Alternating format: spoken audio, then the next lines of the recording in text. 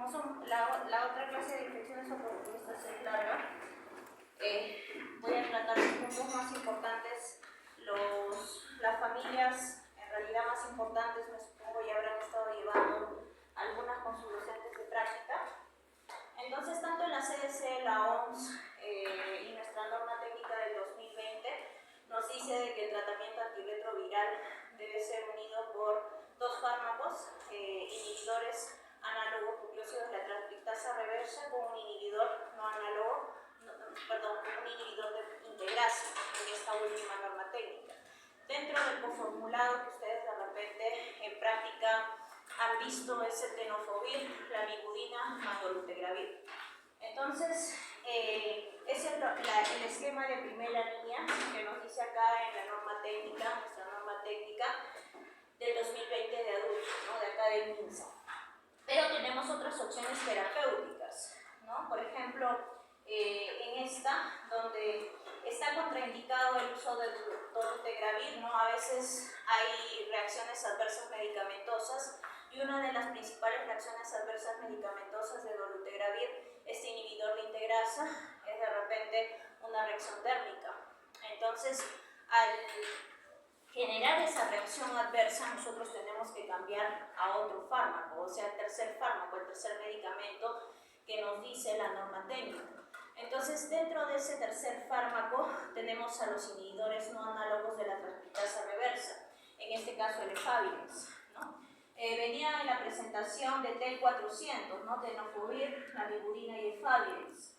La teníamos hasta hace poco acá en Carrión, la hemos estado dando, pero actualmente no la tenemos por desabastecimiento, va a llegar, ¿no? Y tenemos la presentación, o teníamos la presentación de la tripla, a efavirenz de 600, ¿no? O sea, la diferencia entre el T400 y en este caso la tripla es de la dosificación de efavirenz de 400 versus la efavirenz de 600, ¿no? En un estudio, en realidad, en los estudios que se han realizado sobre efavirenz, se ha visto que no hay diferencia estadísticamente significativa entre dar efavirenz de 400 versus efavirenz de 600. ¿En qué hace mejor de que sea efavirenz de 400? En las reacciones adversas, ¿no? Entonces, efavirenz de 400 genera menos efectos adversos que efavirenz de 600, ¿no? Porque en los estudios se ha visto que no hay una diferencia en la dosificación en cuanto a la idea a llegar a la supresión virológica en el paciente VIH, ¿no? Cuando, por ejemplo, en el caso de que esté contraindicado el tenofovir, ustedes han visto en hepatitis B a tenofovir, en este caso a tenofovir isoproxil fumarato, lo han visto en hepatitis B, ¿no? Y dentro de sus RAMs o de repente que pueda ser contraindicado es cuando el paciente de repente esté presentando una falla renal, de repente casos de osteoporosis muy avanzada, ¿no? Porque tiene una de sus RAMs también es problemas en la reabsorción ósea, ¿no? Entonces, el tenofovir, al no estar contraindicado en estos pacientes, este tenofovir se debe cambiar a abacavir. Abacavir también es un inhibidor análogo nucleósido de la transcriptasa reversa, pero se debe hacer esta prueba de todas maneras. Una prueba de hipersensibilidad HLA 5701 y debe ser negativo para poder administrar abacavir, ¿ya? Entonces, esa es la idea en cuanto a los tratamientos. En el caso del tratamiento también, antes, por ejemplo, nosotros cuando teníamos esquemas de cargas virales mayores de 100.000 y cuando todavía no estaba dolutegravir dentro de nuestros esquemas, no podíamos dar la coformulación de abacavir, lamivudina y efavirenz, ¿no? Porque en cargas virales mayores de 100.000, porque el abacavir no podría en realidad bajar la carga viral en mayores de 100.000 copias. Pero ahora con el dolutegravir, este inhibidor de integrasa, el dolutegravir baja rápidamente la carga viral. Ahora sí se puede hacer esquemas con abacavir, lamivudina y dolutegravir sin necesidad de que la carga viral sea menor de 100.000 copias, ¿no? Porque el dolutegravir en comparación al efavirenz va a bajar más rápidamente también la carga viral y la cantidad de mayor de 100.000 copias, ¿no? Cosa que no se podía hacer años anteriores. todavía no teníamos dentro de los esquemas a dolutegravir, ¿no? Teníamos el fallo. Entonces estos son esquemas, por ejemplo, cuando los pacientes hacen cuadros de falla virológica, nosotros mandamos genotipificaciones. Entonces en la genotipificación que mandamos están, no sé si esa RUM me imagino que también hace, nosotros como MINS hacemos, donde están los inhibidores no análogos, análogos de la transcriptasa reversa, proteasa e integrasa. Cuando hay pues, fallas virológicas, hemos tenido pacientes donde han hecho resistencia a inhibidores análogos, tanto nucleócidos como no nucleócidos, ya nosotros hacemos biterapias. Los esquemas o biterapias más convencionales son los inhibidores de integrasa, como raltegravir, inhibidores de proteasa, como lopirritona, ¿no? Y hay otros esquemas también que a veces en realidad van hasta Lima, el comité se tarda Lima, que es un comité de expertos en Lima, y se decide pues el tratamiento antirretroviral. Eso es lo que al final a nosotros como especialistas más nos compete, ¿no? Por eso que les dije en la primera clase, ustedes van a dar tratamiento antirretroviral y lo que ustedes tienen que ver, uno es la adherencia, que la carga viral de inicio, si está alta, al tercer mes esté bajando hasta llegar a la no detectabilidad. Igual en el CD4, si está bajito, vaya subiendo constantemente, ¿no? Si ustedes ven que la carga viral no está suprimida o las cargas virales oscilan al sexto mes de repente de tratamiento por encima de 1000 copias, es ahí donde van a tener que mandar de todas maneras a infectología, ¿no? Para poder armar su esquema de tratamiento antirretroviral. Entonces, han visto que nosotros por tener bastante tuberculosis, ¿cuándo van a hacer, verdad? O ya les mandó la clase de TB el doctor Ademir. Tienen que decirlo ya, porque ya falta poco. Entonces, y ver si la norma técnica también les va a tomar, ¿ya? En el caso de cuando hay coinfección con tuberculosis, nosotros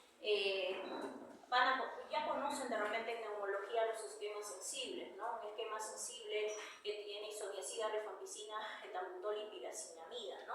Entonces, generalmente las interacciones medicamentosas con el tratamiento anti-TB se da con rifampicina.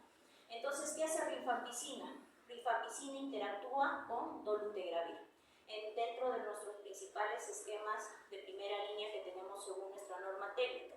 Entonces, al interaccionar esta rifampicina con dolutegravir, va a bajar el efecto de dolutegravir. Al bajar el efecto de dolutegravir, nosotros tenemos que dar una dosis más de dolutegravir solo, ¿ya? ¿Por qué? Porque hay una interacción medicamentosa con rifampicina y la idea, así como en antibióticos vimos el PKPD, vimos la concentración mínima inhibitoria, también para los antirretrovirales es lo mismo. Si nosotros damos dosis subóptimas de tratamiento, en este caso de antirretrovirales, corre el riesgo el paciente también de desarrollar o no llegar a la supresión virológica, como es lo que se quiere en este tipo de pacientes, ¿no? También hablar un poco sobre la terapia preventiva para TB. Al inicio nosotros, casi un poco por optimizar la adherencia del tratamiento antirretroviral, nosotros, por ejemplo, años anteriores no se animaba mucho a iniciar la terapia preventiva para TB, porque si no tomaba bien el tratamiento antirretroviral, la terapia preventiva lo más probable es que no lo tome, entonces podría desarrollar a la larga resistencia a tratamientos anti-TB, en este caso si desarrolla tuberculosis activa. La terapia preventiva para tuberculosis va dirigida para las tuberculosis latentes, o sea, las que no han desarrollado en realidad la forma activa, la que está en forma latente, en que el sistema inmunológico está controlando de cierta forma la reproducción de este micobacterio y por déficit en la inmunidad celular, en este caso, en este paciente PBS, el micobacterium va a tender a la baja, a la inmunosupresión, va a tender a reproducirse más y de esa manera puede generar infección ya activa, como reactivación a una TB latente. Entonces, estos son los esquemas en cuanto a la terapia preventiva de TB. La que deberíamos usar más es la primera, es más fácil, la rifampicina más isoniazida, que se da una vez por semana, y la dosis son en en realidad 3 meses son 12 dosis. Entonces es la más, en realidad, la que el paciente más se adhiere, porque es menos tiempo, una vez por semana y 3 meses, a comparación de la isoniazida, que son 6 meses, dosis de 300 miligramos 6 meses, en comparación con isoniazida rifampicina y rifampicina, que son 4 meses, ¿no? Entonces vemos, ya nosotros estamos dando terapia preventiva para TB. Por ejemplo, nosotros en Carrión estábamos dando, la que nos va mejor es con isoniazida rifampicina, es lo que estamos dando en cuanto a adherencia, ¿no? Eso, el paciente se adhiere más que con los otros medicamentos, pero también se está vigilando cómo va la adherencia. En el caso de hepatitis B y HIV, ya está de más decir que dentro del núcleo del tratamiento antirretroviral debe ir tenofovir, ¿no? Como saben ustedes ya que tenofovir es tratamiento para hepatitis B, tenofovir tiene que ir en el núcleo. ¿Eso qué significa? Que yo no puedo dar abacavir, porque dentro de mis esquemas de primera elección, que yo voy a elegir en un paciente que tenga estos dos tipos de coinfecciones. Entonces tiene VIH y tiene hepatitis B, mi esquema tenofovir va a tener que ir ahí de primera línea para poder dar en estos pacientes con coinfección. En el caso de hepatitis C tenemos que confirmar, ¿no?, con la prueba el anticuerpo para hepatitis C, la carga viral, y se decide pues con estos análogos, con estos antivirales de acción directa, sofovir, velpatasvir, que los tenemos dentro de los esquemas en nuestra norma clínica de hepatitis C también, y vigilando si hay pues dentro del esquema que se va a iniciar en el tratamiento antirretroviral las interacciones medicamentosas, ¿no? Entonces vemos eso. Lo otro es la profilaxis, ¿no? Las profilaxis post-exposición. Tenemos la profilaxis post-exposición no ocupacional y la profilaxis post-exposición ocupacional. Vamos a hablar de las ocupacionales. En el caso, por ejemplo, que ustedes tengan un accidente ocupacional con un paciente VIH, con el diagnóstico de VIH, de repente están realizando un AVA por ahí y hacen un AVA y se pinchan con la jeringa, ya se da un accidente ocupacional con un paciente VIH. Por ejemplo, hemos tenido pacientes de limpieza, por eso es bueno que ustedes cuando entren al internado o estén ya ustedes como parte de alumnos externos, porque a veces ven procedimientos o participan de procedimientos, ustedes ven las cajitas rojitas que son de bioseguridad. Esas cajitas son las de aguja, bisturí, todo lo punzocortante. ¿Qué ha pasado? Muchas veces vienen al consultorio de HIV de nosotros en el Carrión, por ejemplo, personal de limpieza que encuentran agujas en las bolsas rojas y no en las cajas, sino en las bolsas y sin capuchón.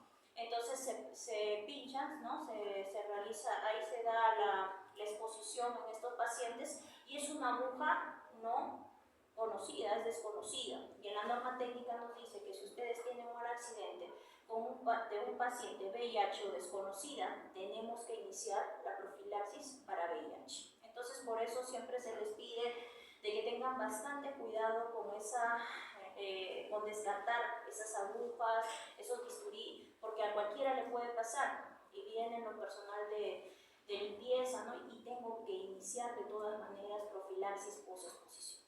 Dentro de la profilaxis post-exposición se da dentro de las 72 horas. Solo tenemos 72 horas para dar la profilaxis post-exposición. El esquema que se da dentro de la profilaxis post-exposición de primera línea está tenofovir, lamivudina, dolutegravir. O sea, el mismo coformulado que nosotros damos a los pacientes VIH de primera línea está dentro de la primera línea en post-exposición. Solo se da un mes y nosotros tenemos que solicitar la serología al paciente, ¿no?, el que se accidenta, solicitar su serología de ese día del accidente. VIH, hepatitis B, C, sífilis, ¿por qué? ¿Qué me indicaría esa prueba? Me indicaría que en ese momento no tiene ninguna de esas enfermedades. No me va a indicar que ya se contagió, porque ya hemos visto las pruebas de VIH y no es tan rápido para que se genere el anticuerpo de la prueba rápida, ¿verdad? Es para ver si no tiene la enfermedad. Porque imaginando, ustedes no le sacan esa serología, ¿qué pasaría? Yo no de repente doy profilaxis y le sale VIH al 6º mes. Entonces, ahí tendría la duda si este paciente ya se ha contagiado o ya ha tenido el virus anteriormente. Por eso es importante hacer la serología, ni bien tiene el accidente, al primer mes, al tercer mes, sexto mes, al año, ¿no? Seriado, pese a de que ya recibió la profilaxis post-exposición, lo va a cubrir en realidad prácticamente al 100%, porque recordar que los accidentes pueden tener un porcentaje de 0,3 a 0,6% de poder adquirir en el accidente, ¿no? Entonces, de todas maneras, ya saben, ha habido errores. Hace poco, por ejemplo, en Carrión, en emergencia, una enfermera se pinchó con un paciente desconocido y ha venido 7 días después, ya no se puede dar la profilaxis para VIH. Si ustedes tienen el accidente y no tienen la serología o el diagnóstico del paciente en ese momento, también pueden solicitar, se le solicita una serología al paciente con el cual se tuvo el accidente, para de esa manera determinar si va a iniciar profilaxis o si no inicia profilaxis para VIH. ¿Ya? Entonces, todos esos pasos hay que recordarlos, porque siempre hay accidentes ocupacionales. No ustedes de repente, pero un amigo, ¿no? Y siempre genera un susto, sobre todo en pacientes que tienen el diagnóstico de VIH positivo. Los va a cubrir al 100%. Por ejemplo, nosotros como residentes, la gran mayoría hemos tenido accidentes ocupacionales, hemos recibido nuestra profilaxis dentro de las 72 horas, nos hemos seriado en realidad los controles de HIV, y hasta el momento no, en realidad en cuanto a accidentes que hemos tenido, no ha habido contagio o transmisión de este virus, ¿no? También hay otros esquemas, por ejemplo, el tenofovir, emtricitabina y darunavir, ritonavir, que es un inhibidor de proteasa, si es que no tuviéramos, o si en el caso hace una reacción adversa medicamentosa dolutegravir, entonces cambiaría a darunavir, ritonavir. Igual acá, a lopinavir, ritonavir, si hubiera problemas, pues, en realidad, con alguna reacción adversa a dolutegravir. No se indica profilaxis post-exposición si con el que se tiene el accidente es VIH negativo. Entonces no indica, o de repente inician, ¿no? Inician, ya nosotros suspendemos, ya cuando tenemos ya de repente la serología del paciente con el cual tuvieron el accidente, suspendemos la profilaxis si se sale negativo. Lo mismo pasa con la no ocupacional, vienen bastante también a consultorio, por VIH vienen los pacientes que tuvieron de repente un acto sexual, se les rompió el preservativo, no utilizaron preservativo, a veces no se acuerdan, entonces se da la serología, se hace la serología al paciente y se tiene que iniciar la profilaxis post-exposición, porque generalmente es alguien desconocido o con alguien en realidad que ya no vamos a obtener el dato de repente de la serología de VIH en este paciente, ¿no? Es lo mismo que en la de ocupación, ¿no? Entonces vemos esto, les dije que lean esto de los estadiajes 1, esto tienen que leerlo, el estadiaje de la OMS del 2007, 1, 2, 3 y 4, tienen que leerlo, ya, para ver, ahorita vamos a ver las oportunistas, y me he basado en las principales oportunistas en realidad. Entonces acá les he colocado parte del tratamiento antirretroviral,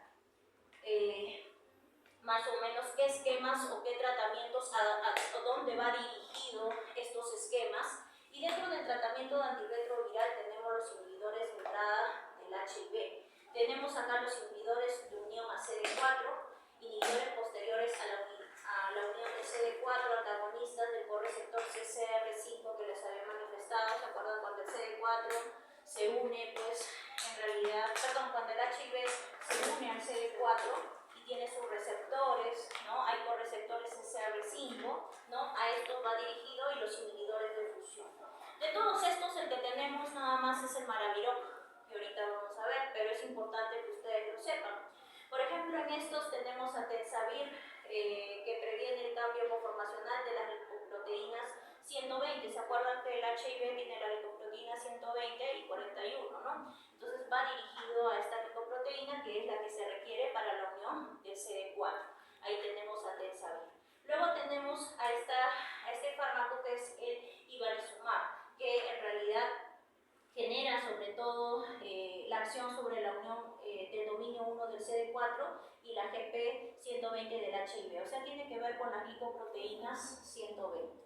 Acá el Maraviroc que les había mencionado en la clase anterior sobre el CCR5, ¿no? Que actúa a ese nivel de ese correceptor y lo que va a provocar una unión desfavorable de la región B3 de la glicoproteína 120. ¿No? Vemos acá un fármaco que viene en ampolla, que es el furitide, ¿no? Este furitide, en realidad que tiene Estados Unidos, se coloca en realidad cada 6 meses más o menos es la parte del tratamiento, pero tiene un alto costo.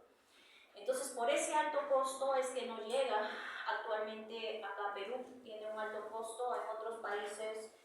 Ustedes saben, por ejemplo, seguro uno de los que prueba estos tipos de tratamiento es uno de nuestros pacientes que tiene HIV, la Chora Chabuca, Ernesto Pimentel, que desde los inicios del tratamiento antirretroviral ha tratado siempre de la búsqueda, sobre todo en Estados Unidos, ¿no? Y uno puede adquirir estos fármacos, ¿no? Pero el problema es el alto costo, ¿no? Entonces, ese es nuestro problema, pero actualmente tenemos los inhibidores de integrasa, más los dos análogos que se da en el coformulado y se da en una sola tableta al día y genera la supresión virológica, ¿no? Al final esa es la idea en todo este contexto, ¿no? Entonces, lo que va a generar en realidad es imita el segmento HR2, acá vemos HR2 y HR1, e interfiere en la interacción de estos y por ende no se da pues esta adhesión con el receptor, con el CD4 en realidad, ¿no? Y las que más vamos a ver y las que tienen que saber de todas maneras, en realidad todas y dónde va el mecanismo de acción, pero las que más deben manejar en nombres y demás, son los inhibidores análogos. Tenemos los inhibidores de la transcriptasa reversa, tenemos los análogos nucleósidos de la transcriptasa reversa y los no análogos nucleósidos de la transcriptasa reversa. Entonces van a ir, su fin es la transcriptasa reversa. Hemos visto cuando vieron la estructura del HIV, va dirigido a ese nivel, ¿no? Entonces ya tenemos los dos. Acá, por ejemplo, tenemos los inhibidores análogos de la transcriptasa reversa y les he puesto aquí los principales. La mibudina, tenofovir, abacavir, etricitabina, sidobudina, estabudina. Sidobudina y estabudina en realidad ya no se utilizan. ¿Por qué? Por las reacciones adversas. Fueron las iniciales, pero por las reacciones adversas ya no se utiliza. Sidobudina generaba anemia severa, ¿no? Y estabudina, hasta acidosis láctica, igual que sidobudina, ¿no? Entonces ya no están dentro de nuestros esquemas principales. Pero ¿dónde van a ver acidobudina? De repente en el tratamiento para un neonato, ¿no? En el caso de un pacientito pediátrico o en el caso de todos los escenarios que se dan en la paciente gestante con VIH. En el parto se va a colocar la sidobudina endovenoso, eso todavía está dentro de nuestra norma técnica de gestante, entonces ahí van a ver más la colocación de sidobudina. Entonces estos inhibidores van a competir con los nucleósidos en realidad por un lugar en la cadena del ADN que se alarga y eso hace de que en realidad inhiba y no se dé la acción a ese nivel en el caso del HIV. Entonces, dentro de las reacciones adversas en estos inhibidores de la transcriptasa reversa les he puesto los principales, ya les dije, sidobudina, anemia, acidosis láctica, estabudina, acidosis láctica, neuropatía, la lipodistrofia, que es cuando el paciente, ¿no?, comienza a ver el adelgazamiento de los músculos, ¿no?, que se ve, no sé si habrán visto, de repente en el caso de Ernesto Pimentel al inicio había una lipodistrofia, ¿no? Y los pacientes siempre por lipodistrofia piden, es un RAMS, no es una reacción adversa y nosotros tenemos que hacer el cambio de tratamiento antirretroviral, ¿no? Vemos y identificamos, ¿no? También los demás sí generan en realidad dentro de los inhibidores, pero he colocado las mayores. En el caso de abacavir, la reacción de hipersensibilidad, por eso es importante si van a iniciar la detección del HLA 5701, también el riesgo cardiovascular también se ha visto, en tenofovir la nefrotoxicidad y la desmineralización ósea, ¿no?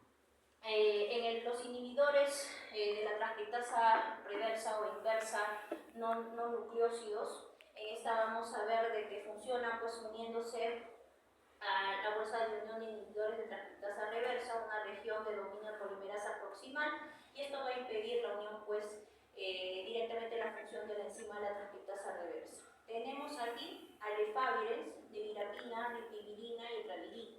Nevirapina, al igual que silurudina, eran las iniciales, las que se daban en el inicio. ¿Dónde también vamos a ver nevirapina? En las profilaxis que se van a dar en los neonatos, en los escenarios donde de repente llega una gestante a término, de repente en expulsivo, y no ha tenido ningún control prenatal y le sale VIH reactivo, ¿no? Ahí en el expulsivo. El bebé nace en expulsivo en parto normal y el bebé recién nacido, dentro del esquema de lamivudina y sidovudina, va a tener que usar la nevirapina. Hasta ahora solo se usa en el caso de los neonatos, ya no en los pacientes adultos, ¿ya? Y la ripivirina y etravirina son los últimos. Los utilizan del Comité CETARGA Lima, nos mandan los esquemas cuando por ahí hay susceptibilidad y podemos armar en los esquemas donde hay falla virológica. Acá les he colocado uno nada más, el Favirenz, dentro de la reacción adversa. Los neuropsiquiátricos, que es lo que hemos tenido en los estudios, el intento de suicidio, hay un aumento, hay estudios sobre eso. La parte de la prolongación de QT, dislipidemia, erupciones también puede generar, rash también dentro de sus reacciones adversas. Los inhibidores de integrasa, en realidad, que son uno de los últimos y los mejores en cuanto a la reducción rápida de la carga viral. Acá tenemos, por ejemplo, a dolutegravir y raltegravir, que los tenemos acá en Perú, dolutegravir, raltegravir. En otros países, el vitegravir y cabotegravir. Ustedes van a ver que inclusive el cabotegravir se utiliza como PrEP también en otros países, ¿no? Y ahí utilizamos este inhibidor de integrasa. El vitegravir, por ejemplo, en Europa, en otros países, el vitegravir lo utilizan en vez del dolutegravir. Y la diferencia está en que si sus reacciones adversas generan menos reacciones adversas en comparación a raltegravir y dolutegravir. Pero en cuanto a lo que hemos tenido en experiencia, va muy bien nuestros pacientes. No sé ustedes cuando han tenido la práctica, si han visto que el esquema conformulado, cómo van, en cuanto yo pienso que van bien. Muy pocos generan reacciones adversas. Dentro de las reacciones adversas hay bastante aumento de apetito y un aumento de peso también, ¿no? Los pacientes refieren que tienen mucho apetito, una de sus reacciones adversas, y por ende aumentan también de peso. Algunos hay diarrea, náuseas, dolor de cabeza, insomnio, reacciones alérgicas, miopatías, y también se puede dar el síndrome de Stevens-Johnson con raltegravir, ¿no? Entonces este síndrome sí se puede dar en el caso del raltegravir, ¿no? Dentro de las reacciones adversas medicamentosas. Entonces estos, al unirse pues esta integrasa del VIH y unirse estos fármacos inhibidores de integrasa, esto va a incluir secuestrar iones de magnesio, bloquear el sitio de acción, ¿no? Y ahí es donde desempeña básicamente la función. En el caso de los inhibidores de proteasa, por eso lo dice, inhiben la actividad de la enzima de la proteasa, lo que más tenemos es lopinavir, ritonavir. Luego lo que también nos vienen en los esquemas, sobre todo en los esquemas de cetargalima o los esquemas que podemos plantear, el darunavir, el atazanavir, ¿no? Que son los principales y por los cuales ustedes también de repente habrán visto más lopirritona, me imagino, en sus prácticas han visto esquemas con lopinavir, ritonavir, ¿no? Entonces, la idea es que si por ahí hay alguno y sus docentes tienen, de repente los que son más infectólogos, o si por ahí hay un paciente hospitalizado con este esquema, es importante también que vean, ¿ya? Sería bueno que vean estos pacientes. Dentro de los inhibidores de proteasa, las reacciones adversas, tenemos las gastrointestinales, que son las que más dan. Y en el caso de atazanavir, hiperbilirubinemia. Entonces los pacientes se ponen histéricos, es una reacción adversa de atazanavir, ¿no? Las interacciones medicamentosas son muchas en realidad. Como les dije, una interacción medicamentosa que está en la norma técnica es con el tratamiento anti-TB. Entonces esa es la idea, que vean que se tiene que dar una dosis más de dolutegravir porque hay una interacción medicamentosa. ¿En dónde más también hay interacciones medicamentosas? Con los anticonvulsivantes. Entonces con los anticonvulsivantes también podemos ver esas interacciones medicamentosas con fenitoína, ¿no? Y nosotros tenemos este aplicativo que es el Liverpool, Y ahí es donde nosotros no vamos a saber todas las interacciones, pero al menos las principales, manejamos las principales, y cuando tenemos dudas, vamos acá a Liverpool, vamos todos los fármacos, sobre todo hay más interacción con los anticonvulsivantes, los neuropsiquiátricos, porque hay pacientes que también tienen tratamiento en psiquiatría, ¿no? Por haber de repente algún daño orgánico o ya un daño que tenga el paciente. Entonces vemos las principales interacciones y les invito también para que vean cuando tienen dudas. No les voy a preguntar en realidad interacciones en el examen, pero les he colocado ahí, a menos que sea la de TB, ¿ya? De tuberculosis. Entonces acá ya está la norma técnica, ya la hemos visto, y les invito a que estudien esto también, el diagnóstico, cómo los controles que tienen que ser, pretar todos los exámenes, cómo está la función hepática, hemograma, la función renal, si está embarazada, el test de embarazo, hacer toda la serología de hepatitis B, hepatitis C, sífilis, porque hay que tratar, ¿no? Ya he llevado también neurosífilis, entonces también ahí cuando hacer la punción lumbar y demás, seguro lo han llevado con la clase del doctor Vera, ¿no? Entonces tenemos que hacer todos sus controles y sobre todo de carga viral y CD4, ¿no? Y la prevención, la idea pues siempre el uso del preservativo, ahora que va a haber el PrEP, ya acá en Huancayo desde el 2023 se da el PrEP, ya la norma técnica a nivel nacional, pero nosotros vamos a empezar desde el mes de noviembre ya a dar el PrEP, que consiste pues en tenofovir más cetricitabina, y la idea se da en pacientes claves. Le dije, uno, las parejas serodiscordantes, o sea, las parejas que no tienen el diagnóstico de VIH, pero tienen una pareja con VIH. Esa va a ser una población principal. La otra población, las trabajadoras sexuales. La otra población, los trans, los bi. Toda esa población está dentro de la norma técnica para el inicio del PrEP. Pero ¿eso qué hace? De que aumente las otras enfermedades, ¿no? Sífilis, gonorrea, aumenta las demás. ¿Por qué? Porque ya no utilizan los preservativos, ¿no? Entonces vamos a ver eso, hay un incremento también a nivel internacional y ante eso también vamos, ¿no? Vemos también en estudios la circuncisión, también es parte que se ha visto en ciertos estudios de que previene también o baja un poco el nivel de infección de HIV, hay estudios sobre eso.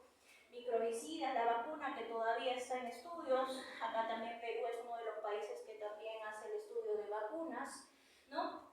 La idea es también bajar el estigma, la discriminación, esa es la idea, quiero que se lleven eso del curso de infectología, ¿ya chicos? Y la educación, y el uso correcto de preservativos al final, porque les dije la vez pasada que hay en realidad estudios donde no usan correctamente o usan alrededor del 55% bien el preservativo. Esto es lo que se quiere lograr dentro de los objetivos de la ONU-SIDA. Ya saben, rápidamente la identificación de un paciente de VIH, la detección, darle su tratamiento antirretroviral, no negárselo, darle rápidamente que no se pierda esta paciente y llegar a la supresión virológica. Siempre esta es la idea y es lo que tenemos que llegar, ¿ya?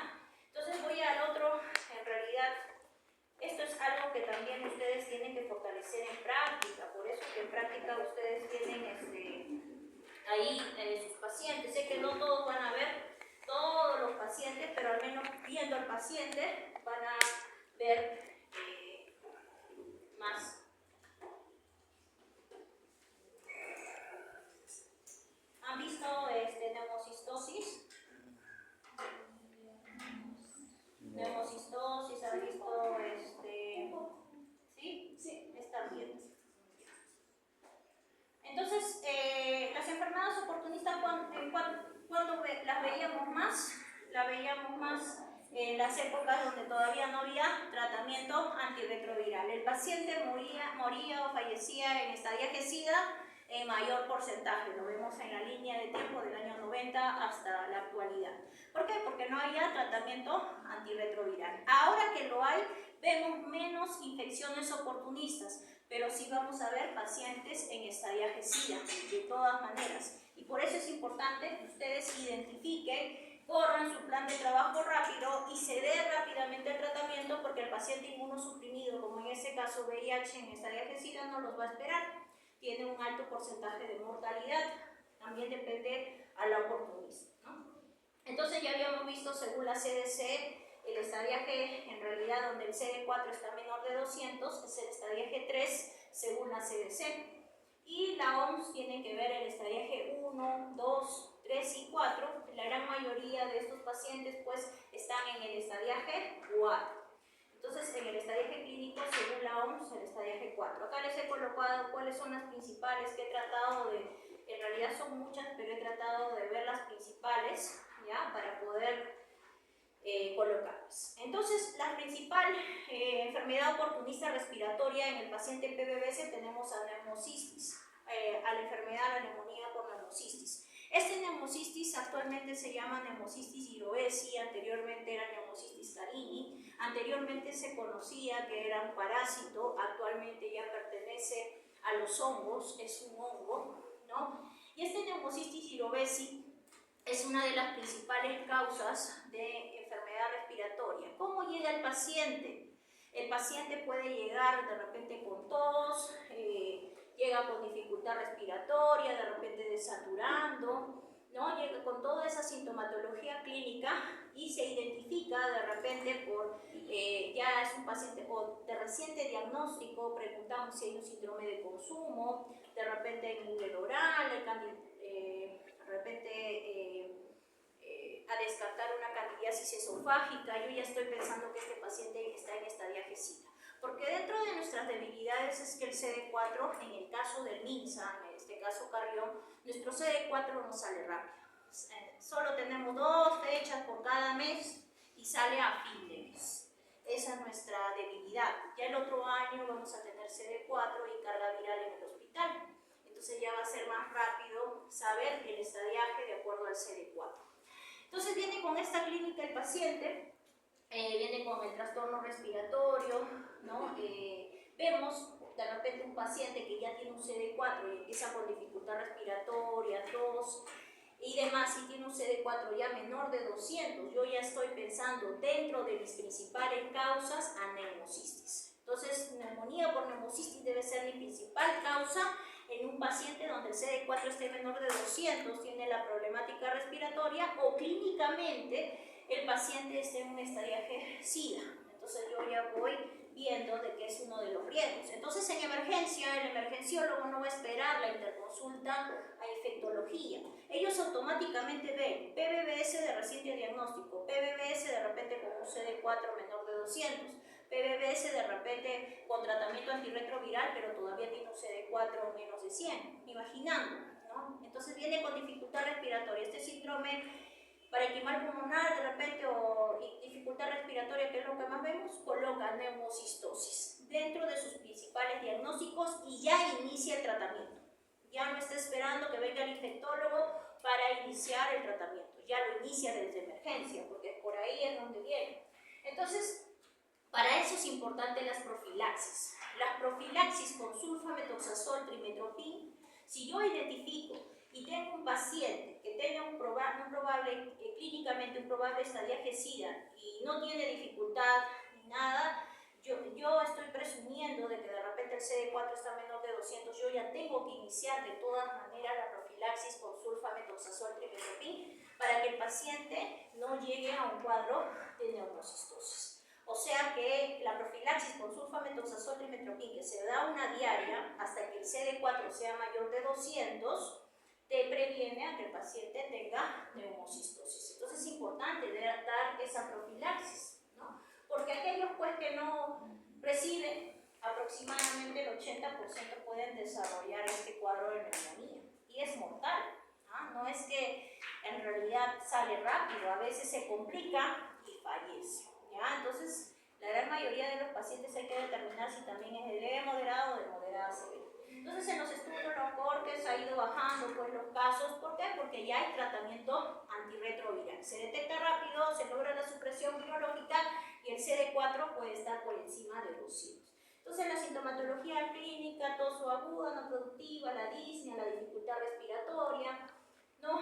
Puede hacer que escuchen de repente sus palpitantes dentro de la ocultación, a veces no, pero van a ver ustedes ahora que ya tienen su saturómetro, su pulsómetro, que el paciente va a tender a desaturar y necesita requerimiento de oxígeno. Entonces dentro de nuestro plan de trabajo va a ir la placa de tórax, ¿no? Puede ver que hay unos infiltrados intersticiales bilaterales, hay uno que es tipo o vidrio esmerilado, el de ala de mariposa, no es que lo veamos en todas las radiografías, pero puede ser que lo vean dentro de la placa de tórax, ¿no? Y se ve pues, que los pacientes tienen una placa normal del 15 al 20%, ¿no? En todos no vamos a ver compromiso intersticial, de vidrio delustrado, pero es lo que más se ve en estos pacientes radiológicamente. En el caso de la tomografía sí pues se puede ver más el patrón intersticial, puede provocar, recordar este neumocistis puede provocar neumatoceles, lesiones quísticas, y esto genera neumotórax espontáneo. Entonces el paciente al desarrollar neumotórax espontáneo necesita pues su tubo, se complica, va a UCI, y hemos tenido múltiples pacientes así que a veces no evoluciona favorablemente, sino tórpidamente, ¿no? Entonces vemos todo esto, el oxímetro que ya ustedes lo tienen a la mano y forma parte también de un examen, en realidad está en varios scores, ya está por más decirlo. Dentro del plan también está la deshidrogenasa láctica, solicitarla, y la deshidrogenasa láctica va a salir por encima de 500, ya nosotros estamos viendo que tiene un punto más para esta neumocistis, y en el caso si tuviéramos el 1,3 beta de glucano más de 80, pero como no solo detecta este hongo, no es tan específico, ¿no? O sea, son inespecíficos. En el caso de las pruebas diagnósticas definitivas, podemos encontrar a neumocistis tanto en el esputo inducido como en la fibrobroncoscopía. Pero el esputo inducido, ¿qué es lo que se tiene que hacer?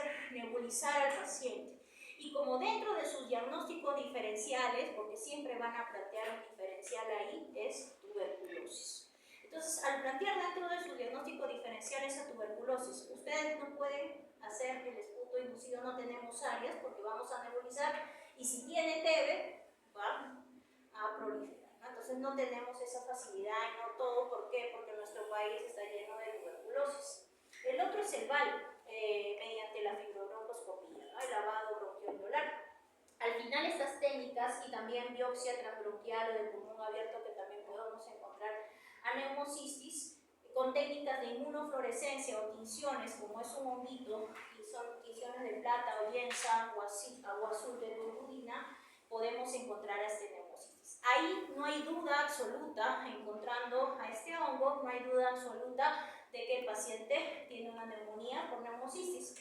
O las reacciones de cadena de polimerasa, que son reacciones moleculares en realidad y que nos ayudan al diagnóstico. No las tenemos en realidad, por eso nos guiamos en la clínica, en la epidemiología. ¿Por qué? Porque al inicio de la pandemia del HIV, la mayor causa del post-mortem que se ha visto en pacientes con infecciones respiratorias, de dificultad respiratoria, ha sido por neumocistis. Por eso epidemiológicamente lo planteamos. Entonces lo que quiero que se lleven también es esta parte. Cuando ustedes plantean una neumocistosis leve a moderada, una neumocistosis de moderada a severa, porque el tratamiento difiere. Ahorita vamos a ver en cuanto al tratamiento. Entonces le van a solicitar un AGA, de todas maneras, a este paciente. En el AGA, ¿qué van a ver? La presión arterial de oxígeno. Si la presión arterial de oxígeno está de 70 más, yo la puedo catalogar como leve a moderada. O cuando la gradiente alveolar arterial está por debajo de 35, yo catalogo a esta neumocistis de leve a moderada. Cuando ya está por encima esta gradiente alveolar arterial mayor de 35 o la presión arterial de oxígeno menor de 70, yo ya tengo criterios para decir es una neumocistosis de moderada a severa. Esa es la diferencia en cuanto al AGA. Y en cuanto al tratamiento, el tratamiento se da con sulfametoxazol trimetopin, la misma que se da en la profilaxis, pero la dosis de tratamiento de sulfametoxazol trimetopin de 800-160, generalmente 2 tabletas cada 8 horas, ¿no? Por 21 días. Entonces tengo que dar 21 días a esa dosis de 2 tabletas cada 8 horas, ¿no? Vemos acá que si yo no tengo de repente alternativa, es alérgico a sulfametoxazol trimetopin, tengo la alternativa de Dapsona, clindamicina, atovaquona, ¿no? Entonces tenemos esa opción, pero la gran mayoría de los pacientes, bueno, hasta el momento que yo veo, he tenido creo un caso en la residencia con sensibilidad, el RAMSA o alergia al sulfametoxazol, que se usó Dapsona. Ahí es donde nosotros tenemos que solicitar esta glucosa 6-fosfato deshidrogenasa, ¿no? Porque puede tratamiento la parte de sulfamethoxazol trimetropin, y en el caso de moderada, severa o grave también es sulfamethoxazol trimetropin. Si de repente el paciente está muy grave, la biodisponibilidad del sulfamethoxazol trimetropin es alta, 80%, 85%, pero si el paciente ya es muy grave, no tolera la vía oral, lo ideal sería en presentación endovenosa, porque recordar que en la presentación endovenosa la biodisponibilidad es al 100%, no es como en el caso de la vía oral, ¿no? Entonces vemos eso. Si una persona tiene alergia podemos hacer la desensibilización, pero recordar que la desensibilización también hay que hacerlo en unidades clínicas, ¿no? La diferencia entre leve a moderada y de moderada a grave es el uso de corticoides. En una leve a moderada yo no voy a usar corticoides, en una moderada severa sí voy a usar corticoides. Entonces la indicación, la recomendación es así. Se da desde el primero al quinto día 40 miligramos 2 veces al día, o sea sería 80 miligramos de prednisona del primero al quinto día. Del sexto al décimo día, la presentación de prednisona de 40 miligramos una vez al día. Y del décimo primero al 21º ya sería 20 miligramos al día. Va desescaladamente la parte de prednisona. Ahora ustedes pueden convertirlo a otros corticoides, a dexametasona, hidrocortisona, pueden convertirlo. Ustedes tienen la parte de repente aplicaciones para convertir los corticoides, lo pueden hacer, ¿ya? Entonces ahí, por ejemplo, vemos que 32 miligramos de metilprednisolona es 40 miligramos de prednisona. También le pueden dar metilprednisolona, ¿no? Pero siempre ajustando a esa dosis.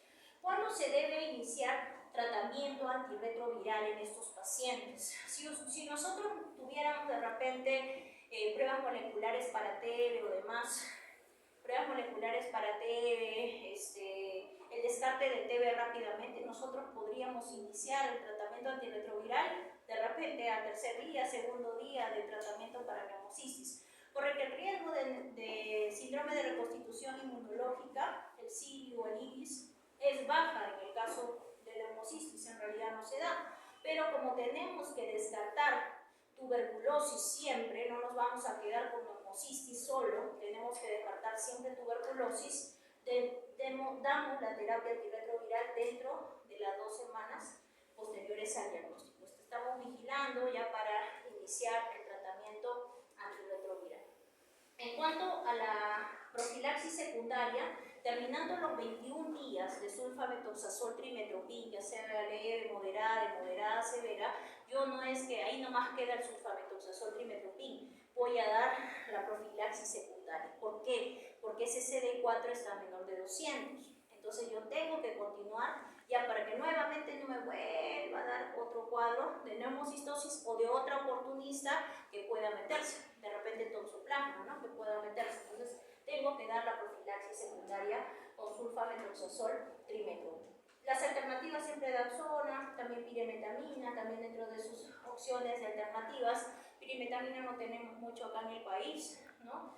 Entonces Dapsona es uno de los tratamientos o terapias alternativas en la profilaxis secundaria, pero como les menciono, la gran mayoría va muy bien con sulfamethoxazol trimetropin, una tableta. Luego la otra enfermedad oportunista que vemos es toxoplasmosis. Encefalitis por toxoplasma. ¿Cómo vienen estos pacientes? De repente vienen con un síndrome de focalización neurológica, disminución del miembro inferior, superior, con síndrome convulsivo, ¿no? Y dentro de su plan de trabajo, ni bien ustedes tienen estos pacientes y de repente hacen el VIH y sale reactivo, ustedes están pensando que hay algo en cabecita. Entonces la principal causa oportunista de un síndrome de focalización neurológico convulsivo es toxoplasmosis cerebral, dentro de sus principales diagnósticos presuntivos y que deben colocar dentro de las causas de acuerdo a lo que tiene el paciente. ¿Dónde hemos visto más? Cuando el CD4 es menor de 100, no es lo que más vemos, pero no significa, no está descabellado plantearlo en un CD4 menor de 200, ¿ya? Entonces esta es la idea.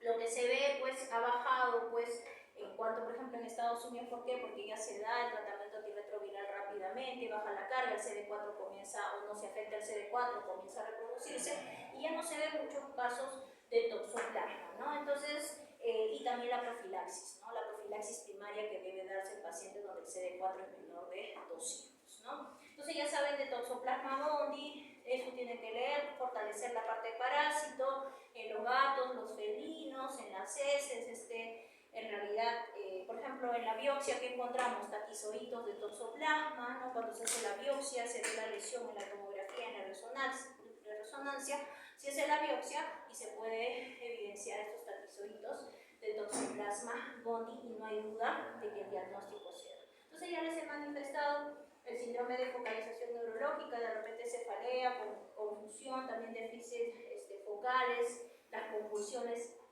que puedan darse, puede darse también fiebre. Ahí va nuestro otro diagnóstico diferencial, ¿no? El principal diagnóstico diferencial de toxoplasmosis cerebral es linfoma cerebral primario. Entonces este linfoma cerebral primario, que tiene que ver mucho con los estudios con el virus de Epstein-Barr, se ha visto en cargas virales que se solicitan en estos pacientes, el Epstein-Barr está aumentado en cuanto a carga viral, se ve dentro de sus principales diagnósticos diferenciales, eso no hay que olvidar. De ahí tiene otros diagnósticos diferenciales. De repente una neuroma TB, ¿no? Tuberculosis también puede ser de repente un acceso por nocardia, ¿no? O un LEP, una leucoencefalopatía multifocal progresiva. Entonces tenemos que plantear también diagnósticos diferenciales, ¿no? Ahí es donde ustedes tienen que hacer un buen examen neurológico, ¿ya? Para poder establecer toda esta sintomatología de focalización, ¿no? Entonces son las principales sintomatologías que puede haber en cuanto a la parte clínica. Y en cuanto al diagnóstico, ¿cómo podemos nosotros llegar? Generalmente el diagnóstico es presuntivo. ¿Por qué? Porque llegar a la biopsia, no todos los hospitales hacen biopsia. Por ejemplo, en nuestro hospital, ahorita en Carrión, neurocirugía es una especialidad muy proactiva. Ellos no, si el paciente es VIH, no se hacen problemas. Hacen rápidamente la biopsia, las colocaciones de derivación ventrículo-peritoneal y hemos tenido diagnósticos definitivos gracias al servicio de neurocirugía, ¿no? Pero ahorita, por ejemplo, no tenemos la aguja para la biopsia estereotáxica y ahí estamos, y es cara. No todos los pacientes pueden conseguirla, ¿no? Entonces ahí nos guiamos de la epidemiología, ¿no? Pero ¿qué otros exámenes podemos solicitar? Acá vemos lo que es el TORCH, habrán escuchado lo que es el TORCH, ¿no? Que tiene de toxoplasma, de rubiola, de herpes y de citomegalovirus, ¿verdad? Entonces aquí lo que nos va a servir es el IgG para toxoplasma, más no el IgM para toxoplasma. ¿Por qué? Porque el paciente, al no tener una inmunidad, en realidad su inmunidad está depletada, entonces no me va a desarrollar, no me va a dar positividad del IgM. Es por eso que sería en vano pedir un IgM, por eso se pide un IgG. Si el IgG está alto, ya nosotros tenemos un punto más para decir que es toxoplasmosis cerebral, ¿no? Y las imágenes, ¿no? Acá ya, bueno, le he puesto la sensibilidad del 85% y las pruebas de inmunofluorescencia en el caso del TORCH, ¿no? Del IgG de toxoplasma. Y las imágenes cerebrales, ¿no? Tenemos la tomografía cerebral que se hace en un inicio y en la resonancia magnética que se ven mejor las lesiones, ¿no? Entonces, la idea es más sensible la resonancia, pero también tenemos esa debilidad en Carrión, no tenemos resonador.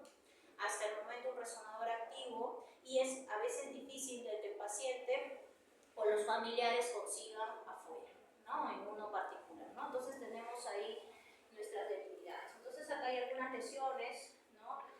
Las típicas también que vamos a ver, las de captación de anillo, que es la que vemos, las típicas en la resonancia y tomo, que es la que vamos a ver. Entonces nosotros tenemos las imágenes y de repente la clínica, que es lo importante, las imágenes, que es un paciente PBBS en un probable estadia GESIDA, o si tenemos el CD4 ya en el estadia GESIDA, tenemos esa clínica, la imagen, y de repente no le pueden hacer la biopsia.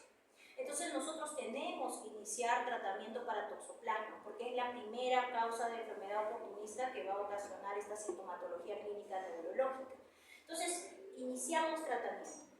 Vemos la imagen, ya sea TAP, resonancia, y al mes, lo idealmente sería los 15 días, pero a veces no se tienen las posibilidades para hacer. Entonces, al mes. Estas lesiones que se veían en un inicio ya no deben verse en la próxima tomografía o resonancia, o en disminución. Porque si está en aumento esa lesión, significa que debo ya hacer la biopsia sí o sí. Porque el diagnóstico diferencial que les había dicho era linfoma cerebral primario, ¿no? Si ustedes ven que la resonancia tomografía no hay un cambio, se tiene que hacer sí o sí la biopsia. Entonces tenemos que ver en realidad con las imágenes la parte de tratamiento.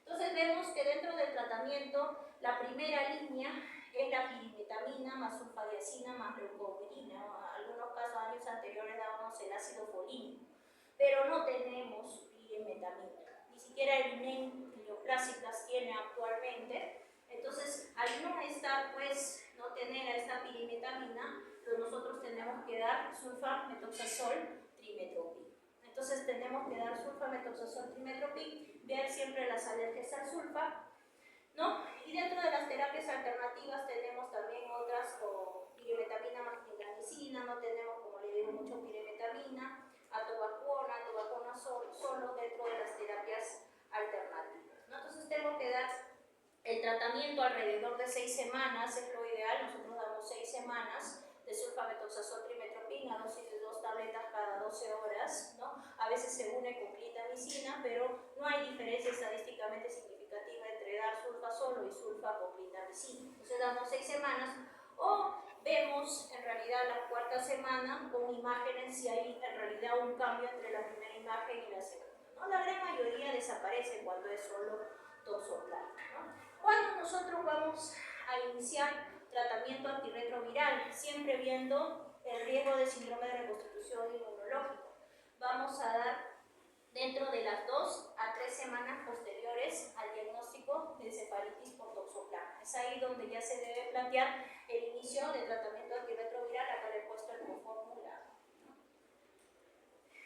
Vemos la respuesta, la vemos en mejoría clínica, mejoría radiológica, por eso es lo que les estaba mencionando, y si no hay una buena respuesta, se tiene que hacer sí o sí la biopsia cerebral para el diagnóstico definitivo. Así hemos tenido casitos, ¿no? Por ejemplo, en este estudio de Kaplan-Meier, que se vio que el corte, lo ideal sería que nosotros solicitemos las imágenes a los 14 días, ¿no? Pero a veces no tenemos buenos medios, a veces tomografía no quiere tomar a los 14 días, sino al mes, entonces tenemos. Pero en estos estudios de corte de 14 días sí se ha visto una buena respuesta de repente con el tratamiento con sulfametoxazol trimetopin, ¿no? Ahora, el uso de corticoides. Este es otro, el corticoide te puede enmascarar, ¿no? El corticoide va a bajar los niveles o los grados de inflamación a nivel de la lesión que está o las lesiones que tiene este paciente, pero puede conocerse como el gran enmascarador. ¿Qué pasa? Que si nosotros damos tratamiento de sulfametoxazol trimetopin, debemos tener cuidado con el corticoide. Porque ¿qué pasa? Nosotros particularmente hemos tenido casos donde los pacientes hemos iniciado tratamiento de sulfatrimetopin y se le inicia corticoides por el gran edema que tenía de repente alrededor de la lesión. Pero cuando se suspende el tratamiento del corticoide, el paciente empezaba con desmejoría clínica. Si empezó con focalización neurológica de un miembro, ya los dos, después de haber retirado el corticoide, se evidenciaba esa gran focalización. Mandaban una nueva tomo, una resonancia, y se veía que la lesión que estaba a un tamaño había aumentado de tamaño, ¿no? Y se va a la biopsia y en algunos pacientes nos ha salido el diagnóstico diferencial, el linfoma cerebral primario, ¿no? Entonces, el corticoide es el gran enmascarador. También pasa lo mismo que para tuberculosis. Por ejemplo, las MEC bacterianas, que nos dicen dar corticoides a altas dosis, tenemos que tener cuidado con los corticoides porque hemos tenido varios casos de MEC bacterianas, han sido tratados, se han ido a casa con corticoides y ya cuando no han tomado el corticoide han vuelto peor y ya salió una meningoencefalitis tuberculosa, ¿no? Entonces, con los corticoides hay que tener bastante cuidado y estar viendo, evidenciando. Si el paciente tiene síndrome convulsivo, ya de por sí al haber una lesión tiene riesgo de convulsiones, hay que dar los anticonvulsivantes y siempre viendo las interacciones medicamentosas que va a haber con el tratamiento antirretroviral, ¿ya? Otra enfermedad también que podemos ver es esta enfermedad diseminada por el Mycobacterium avium complex, que es una micobacteria típica, no tuberculosa. ¿Y en dónde vemos? Donde el paciente tiene un CD4 menor de 50.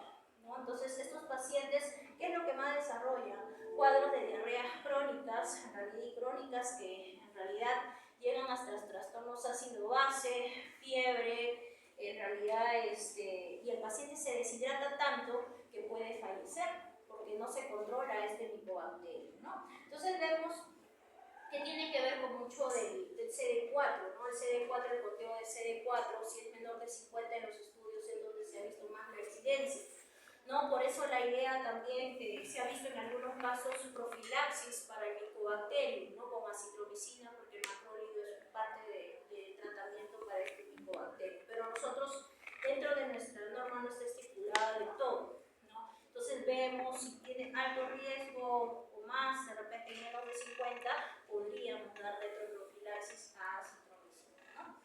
Luego vemos, bueno, en menos de 50 es fiebre, fatiga, pérdida de peso, es una pérdida de peso, se consumen bastante. En realidad yo siempre he visto una paciente que se consumía, no le digo que el baño estaba ahí nomás al costado de su cama, habían hecho, porque todo era en realidad puras diarreas, hasta que salió este micobacterio avium complex, ¿no?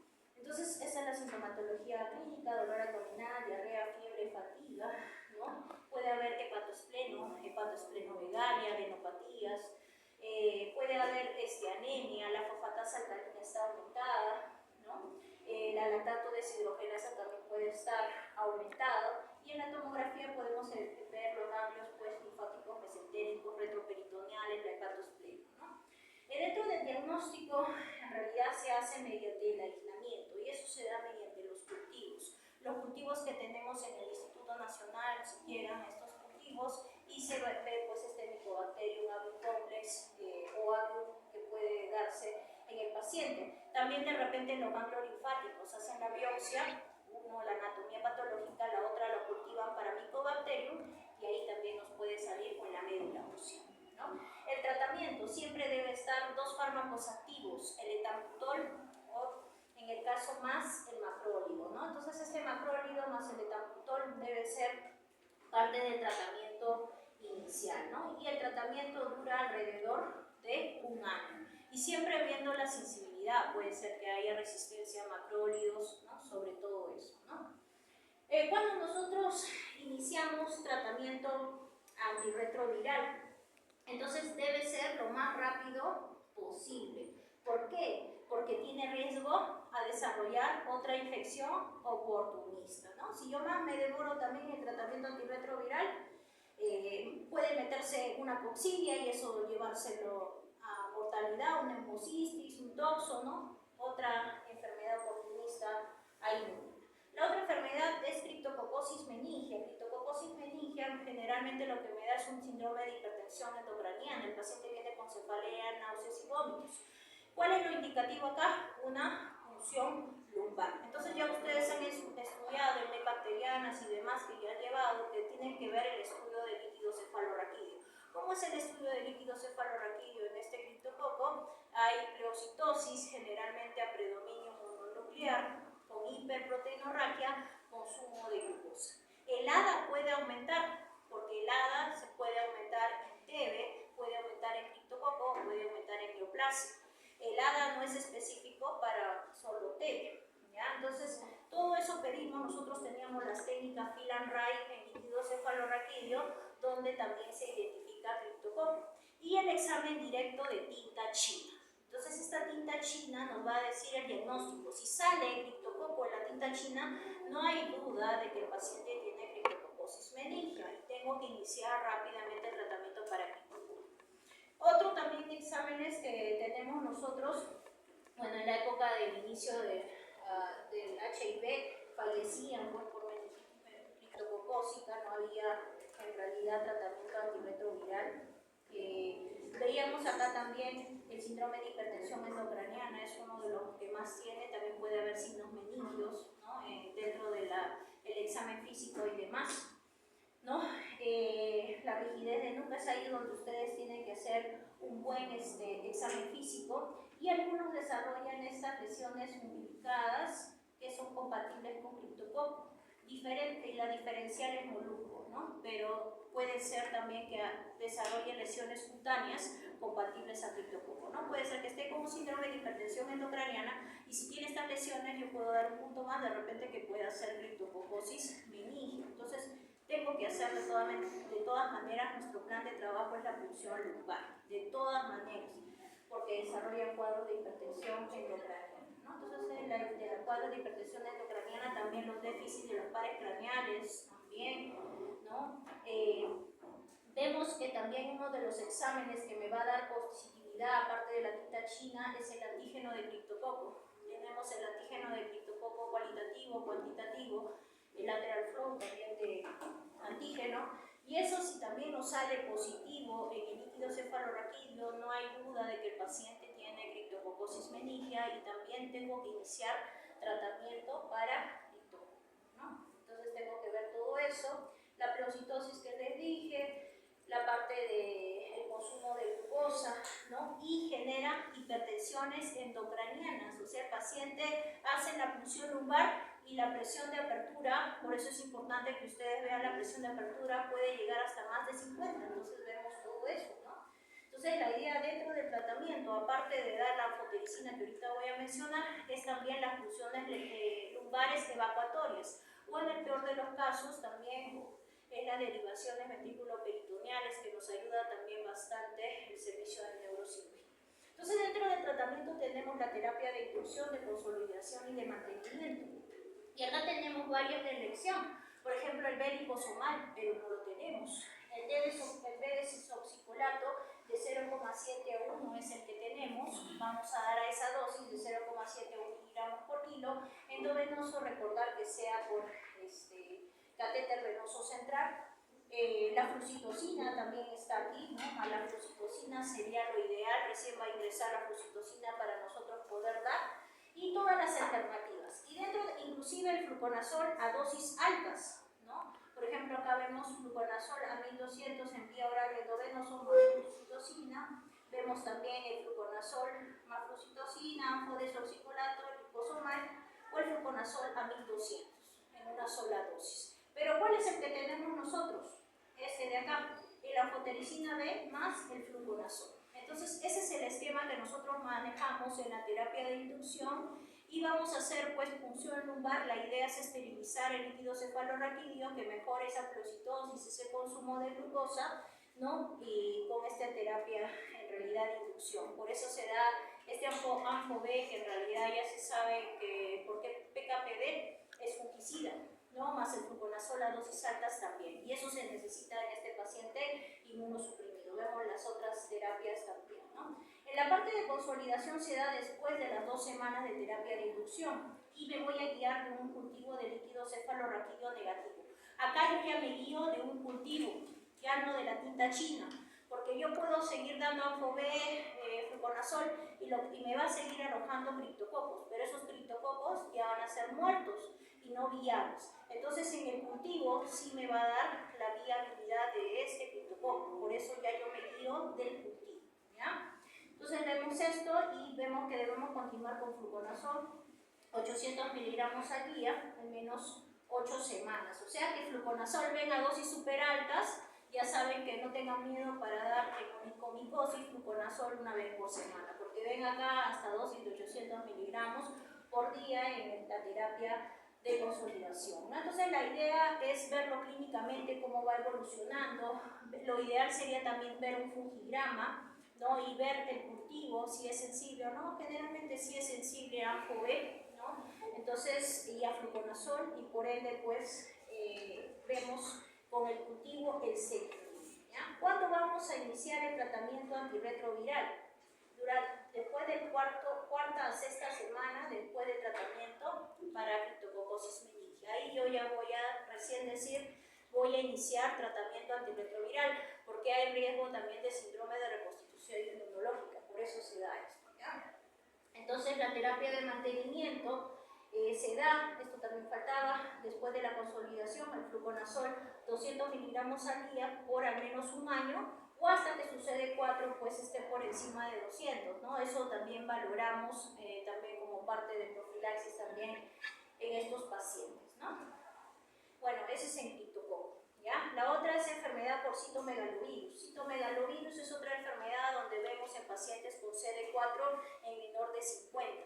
Entonces, en el CD4 menor de 50 podemos ir pensando si el paciente viene con disminución de la agudeza visual. Ustedes preguntan, ¿hay disminución desde cuándo? Y hacen un fondo de ojo y el oftalmólogo encuentra la retinitis por citomegalovirus. Entonces es importante diagnosticarla, porque si yo inicio tratamiento antirretroviral y ustedes no preguntaron si hubo disminución o no disminución de la agudeza visual, e inicio tratamiento antirretroviral, puedo generar el síndrome de reconstitución inmunológica por el citomegalovirus que no he tratado, ¿no? Porque yo al dar tratamiento antirretroviral, bajo la carga viral, el CD4 comienza a aumentar y este CD4 va a ir contra esta oportunista, que es citomegalovirus. El citomegalovirus de por sí puede generar ceguera, pero si yo imaginando no lo diagnostico rápido, no le doy tratamiento y inicio tratamiento antirretroviral, puedo generar también ceguera por el síndrome de reconstitución inmunológica, ¿no? Entonces hay que tener bastante cuidado con esta retinitis.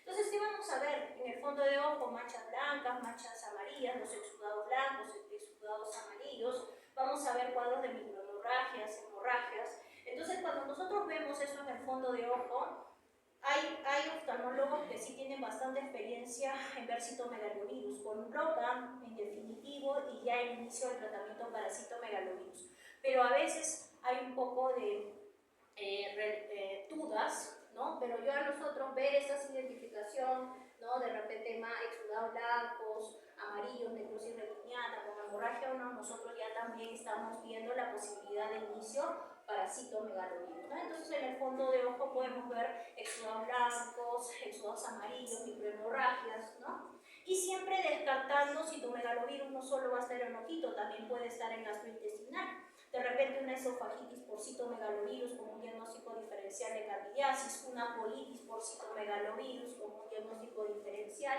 ¿no? Entonces vemos todo eso, tenemos que ver de acuerdo a la sintomatología clínica, neurológica también, las encefalitis por citomegalovirus, la mielitis traversa por citomegalovirus, que también nosotros tenemos que hacer de repente el diagnóstico de una enfermedad por citomegalovirus. ¿Cómo determinamos a citomegalovirus? Uno es mediante las pruebas de reacción de cadena de polimerasa, las cargas virales, o mediante lo que tenemos nosotros, el TORCH, el IgG para citomegalovirus más el cuadro clínico. Igual que el toxoplasma, solo el IgG para citomegalovirus más el cuadro clínico.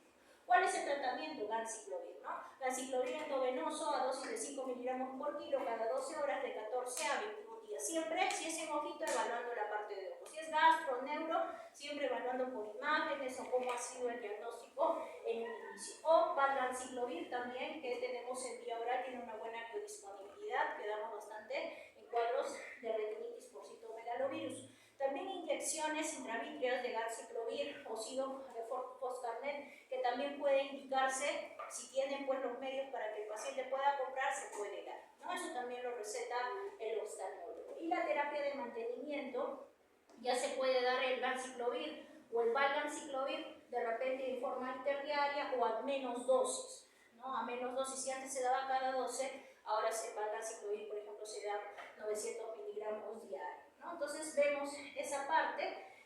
Terapia alternativa al foscarnet, sidofovir, pero no lo tenemos, pero está dentro de la terapia alternativa. Y en el caso de esofagitis, colitis, el tratamiento debe ser, o en el caso de una encefalitis por citomegalovirus, debe oscilar entre 21 días a 42 días, viendo cómo le va la evaluación clínica del paciente, ¿no? La idea pues del síndrome de reconstitución inmunológica, al menos nosotros debemos iniciar el tratamiento antirretroviral después de las 2 semanas de dar un buen tratamiento para citomegalovirus.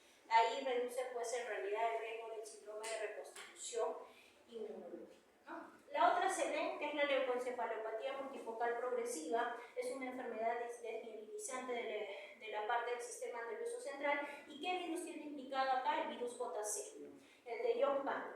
Entonces, vemos que este virus es controlado por nuestra inmunidad celular. Uno puede tener el virus JC, pero en estos pacientes donde la inmunidad está depletada, el virus está alto, puede generar esta leucoencefalopatía multifocal progresiva. déficit motor, la parte de psiquiátrico también, acá es para que ustedes lean, convulsiones pueden tener. Y la idea acá es el inicio del tratamiento antirretroviral, porque solo el CD4 es el que va a controlar al virus JC. Dentro de los tratamientos, en realidad, ¿cómo se hace el diagnóstico? Mediante la biopsia, ¿no? Ustedes ven en la resonancia magnética como dedo de guante, ese típico de LEM, y indica la biopsia. Ahí vamos a ver el criterio en realidad para decir si es una leucoencefalopatía multifocal progresiva. También podemos pedir el virus JC, pero no es del todo que la carga viral sin la clínica y la imagen pueda decir del todo si es un virus JC. Tiene que tener todo junto para decir realmente es una leucoencefalopatía multifocal progresiva, ¿no?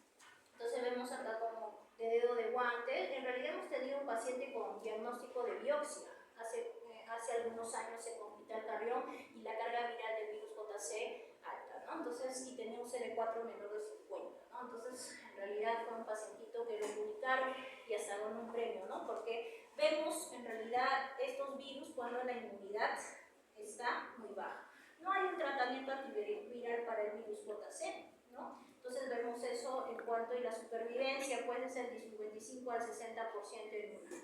La otra es la candidiasis esofágica, es cuando el CD4 está menor de 100, ya saben, tienen que preguntar la disfagia, la adenofagia, de repente tener un MUGET. Acá vemos la más involucrada, la Candida albicans, pero también puede ser por Candida no albicans, ¿no? Entonces vemos esto, ¿no? El dolor retroesternal, ¿no? Que presenta las lesiones en cavidad oral que también pueden ver, ¿no? Y el diagnóstico es presuntivo. Ustedes inician tratamiento con fluconazol y el tratamiento, la diferencia en candidiasis esofágica es que ya no va a ser 7 a 10 días, sino se va hasta 14 días con fluconazol, ¿no? Que puede ser la dosis de fluconazol 150 miligramos a 300 miligramos en ese corte hasta 14 días. Pero si ustedes ven que pese al tratamiento no hay mejora en el dolor retroesternal y demás, ahí sí se indica de todas maneras la endoscopía digestiva alta. ¿Por qué? Porque puede ser un virus herpes, puede ser citomegalovirus, puede ser sarcoma de Kaposi, puede ser otro diferencial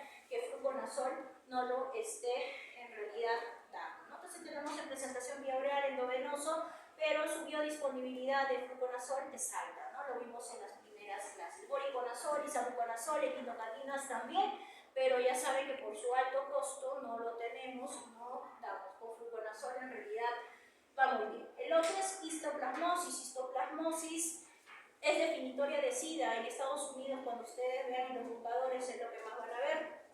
Ya histoplasmosis cuando el CD4 es menor de 150, ¿no? Y se disemina. Se parece mucho a tuberculosis, ¿no? Ingresa, ¿no? Estas colinas ingresan por inhalación. Eso que tengo que tener, que sea natural, procedente acá en Perú, de un área endémica de histoplasma, de estos hongos dimórficos, o sea, que hayan viajado a selva o años anteriores, porque también se puede dar como en forma de latencia, ¿no? Entonces vemos que se puede diseminar, puede dar síndrome de consumo, hepatospleno, linfoadenopatías, cuadros de pulmonar que también pueden dar, y dentro de sus diferenciales, pues el respiratorio siempre es del neumocistis, pero siempre con la parte epidemiológica, natural y procedente de algún lugar epidemiológico donde es selva. Acá en Perú, en selva, ¿ya?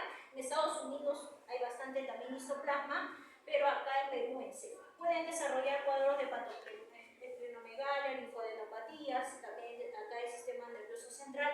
Pueden desarrollar el síndrome hemofagocítico, ¿no? Es cuando hay un criterio clínico, fiebre, hepatospleno, en el hemograma puede haber pancitopenia, en el aspirado de médula ósea puede haber fagocitosis, el pH va a estar aumentado, también se ve histoplasma, y en esta patología, la ferritina aumentada, el triglicérido aumentado, ¿no? Entonces, como eso es parte de criterios para el síndrome hemofagocítico, también hemos tenido, ¿no? Acá hay una placa con paciente con histoplasma. ¿Cómo se detecta? Mediante el antígeno urinario para histoplasma, cultivo también, cultivo para histoplasma, cultivo para hongos para histoplasma, serología también, o la biopsia. Hace poco, ahorita tenemos un paciente en la cama 622B, que tiene histoplasma más para poco, pero no es un paciente PBBS, pero el caso es interesante, ¿no? Si es que por ahí están en cardiología. puedan verlo, ¿no? Entonces la diseminada con el antígeno urinario para histoplasma, yo ya tengo el diagnóstico positivo. Si tengo un cultivo y veo histoplasma, también tengo el diagnóstico definitivo. O sea, no hay duda de ese diagnóstico. Si en serología también puede ayudar, y la parte clínica, que es lo importante en estos pacientes. Entonces se puede dar una terapia de inducción con anfotericina B, lo ideal es liposomal, no la tenemos. Tenemos el B-desoxicolato, que es lo que vamos a iniciar, y la mantenimiento con itraconazol, 200 miligramos 3 veces al día, y luego ya 2 veces por semana. El tratamiento es por un año, ¿no? Entonces, cuando yo voy a iniciar tratamiento antirretroviral en este paciente, alrededor de 3 semanas a 4 semanas, muy parecido en el caso de tuberculosis, ahí iniciaría tratamiento antiviral. Las coxillas intestinales se las dejo para que las lean: Cryptosporidium, Cyclospora belli, Cystoisospora cayetanensis, Cyclospora cayetanensis, Cystoisospora belli. No, acá por ejemplo hay Cystospora belli. El tratamiento es con sulfametoxazol trimetoprim, eso sí lo tienen que saber. En Cryptosporidium no hay un tratamiento de elección, en Cryptosporidium parvo. El tratamiento sería dar el tratamiento antirretroviral para que el CD4 controle al Cryptosporidium. Pero tenemos tratamiento de segunda elección como nitazoxanida, y la nitazoxanida es de segunda elección. En Cyclospora cayetanensis, al igual que Cystospora belli, es sulfametoxazol trimetoprim y ciprofloxacino en el caso de segunda elección. ¿Cuál es aquí? El microsporidium, otros tipos en realidad donde el CD4 está menor de 200. Acá también es la utilización de tratamiento antirretroviral, y el tratamiento puede ser con albendazol vía oral, ¿no? Y el último, y acá pues para mencionarles que siempre las profilaxis primarias me va a cubrir a coxillas. ¿A qué coxillas? Cystoisospora belli y Cyclospora cayetanensis. Cryptosporidium no, porque la idea es que el CD4 es que vaya contra este Cryptosporidium o la nitazoxanida en segunda elección. Y lo último, el sarcoma de Kaposi, lo que se llevaba siempre a los pacientes en el inicio también de esta pandemia SIDA, ¿no? El sarcoma de Kaposi, que son esas lesiones violáceas, por eso es importante que ustedes evalúen piel, cavidad oral, las lesiones violáceas, cavidad oral, no se olviden de eso, ¿ya? Y ya identificando esa lesión hay que biopsiar. Cuando tenemos el diagnóstico de sarcoma de Kaposi, que es por el virus del herpes 8, tiene relación con el virus herpes 8, se tiene que descartar la visceral. ¿Cómo descartan la visceral? Pulmón y gastrointestinal. Se tiene que hacer de repente una fibro, un TAC pulmonar, un TAC abdominal, y si se va a realizar de repente algún procedimiento y encontrar, hemos tenido pacientes que han tenido sarcoma de Kaposi visceral en pulmón, sarcoma de Kaposi visceral en esófago. Entonces el tratamiento ahí varía, porque el tratamiento antirretroviral es aquel que va a controlar también el virus del sarcoma de Kaposi, ¿no? Y ahí sería indicativo el tratamiento antirretroviral. Hace que el CD4, la carga viral baje, el CD4 aumente y controle al virus herpes 8. Y de esa manera es el tratamiento en sarcoma de Kaposi cutáneo. Pero en el caso de sarcoma de Kaposi cutáneo visceral, ahí es donde ya se da los quimioterápicos, ¿no? El Paclitaxel, los demás en realidad que ya manejan con oncología, se maneja en conjunto con infectología, ¿no?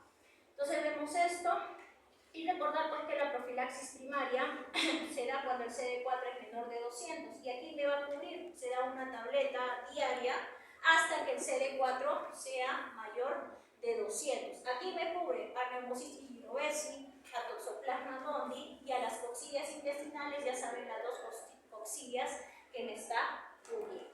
¿Ya, chicos? Entonces eso es lo que quería más o menos que se lleven, es amplio, inclusive hay más enfermedades, ¿ya? Y tengan, pídanle al profesor de práctica, ¿ya? Pero son las principales, léanlas. La norma técnica también está al final de la norma técnica, léanlas. De mi parte van a venir las diapositivas y la norma técnica del 2020, ¿ya? Ya no les he puesto la de la gestante porque eso ya la van a ver seguro en químico, ¿ya? Entonces, lean todo eso, ya con el doctor a venir, van a, creo que tener el examen, me parece, ¿no? Ya yo voy a hablar con él para que sea más tiempo, ya el tiempo que es, ya, para que no haya este problema, porque obviamente ha habido un problema con el tiempo. Y pregúntenle al doctor Adel de dónde más va a venir, ya, porque tuberculosis sí es otro mundo, ya, es tuberculosis pulmonar, extrapulmonar, no sé si va a hablar las dos, son tratamientos anti-TBs, MDR extremadamente resistente, los cultivos, lean todo eso,